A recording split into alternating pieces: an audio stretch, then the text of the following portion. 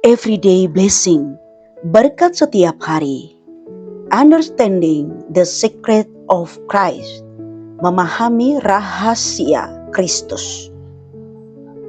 Efesus 3 ayat 4 dan 5. Demikian firman Tuhan.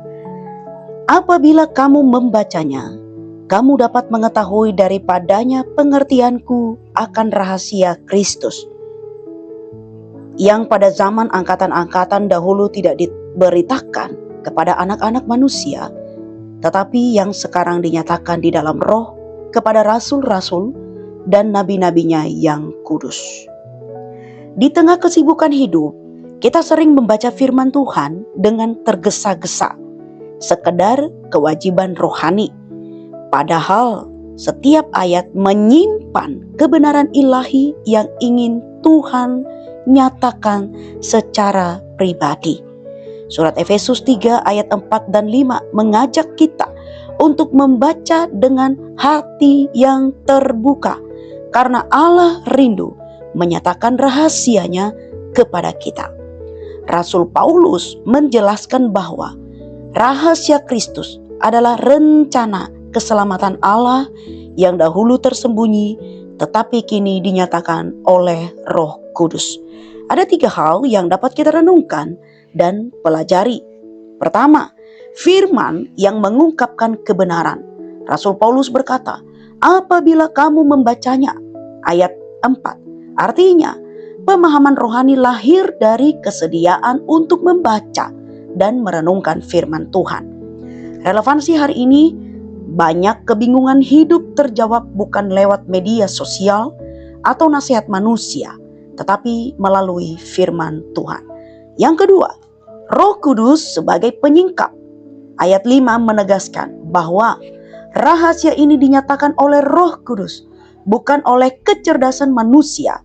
Saat teduh bukan hanya soal membaca Alkitab, tetapi mendengarkan suara Roh Kudus. Yang ketiga, rahasia yang membawa harapan.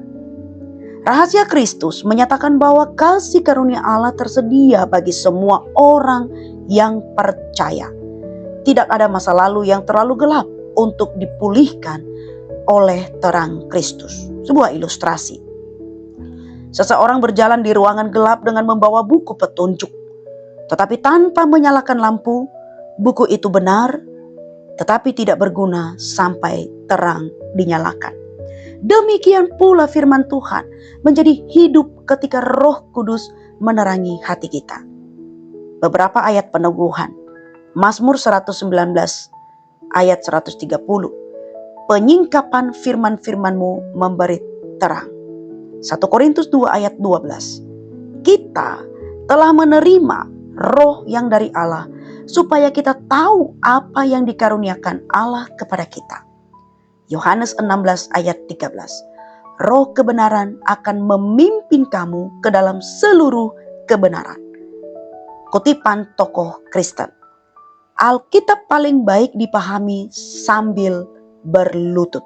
D.L. Moody. Surat Efesus 3 ayat 4 dan 5 mengingatkan kita bahwa firman Tuhan menyimpan kebenaran ilahi.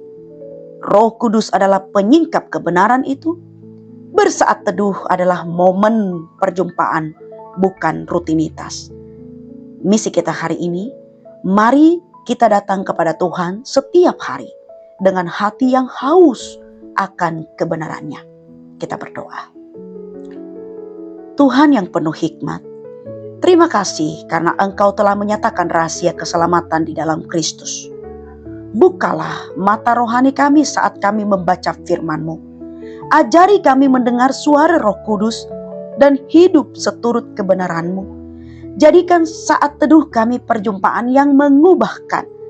Di dalam nama Tuhan Yesus kami berdoa. Amin.